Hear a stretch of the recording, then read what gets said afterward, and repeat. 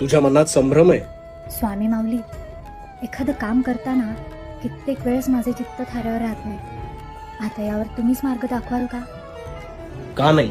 आता शांतपणे मी जे सांगतो ते ऐक. तुझे चित्त थाऱ्यावर राहत नाही कारण तू स्वतःचे नियंत्रण त्या मनाला देतेस आणि ते जे सांगेल ते तू ऐकतेस आणि वाहवत जातेस. हो ना? अरे नौकेत बसल्यावर काही अंतर कापल्यावर समजा जर नौका थांबली तर ती का थांबू शकते? त्या नावाड्याने वल्ल मारणे बंद केले म्हणून. याचा अर्थ त्या नौकेचा ताबा हा संपूर्णपणे नावाड्याच्याच हाती असतो. बरोबर ना? तसंच आहे या जीवनरूपी प्रवासात तुझ्या मनाचा ताबा हा तुझ्याच हाती असला पाहिजे आणि हेच तुम्ही विसरता आणि नकळत हा ताबा त्या मनाला देऊन त्याचे गुलाम होता. तुमच्या मनात उत्पन्न होणारा विचार हा कोणी तिर्हाईक व्यक्ती करत नसतो, तो तुम्हीच करत असता. ह्याचसाठी रोज सकाळी आता स्वतःला एक गोष्ट सांगायची, ती म्हणजे माझे मन हे सर्वस्वी माझ्या काबूत आहे. मी या मनाच्या काबूत राहणार नाही.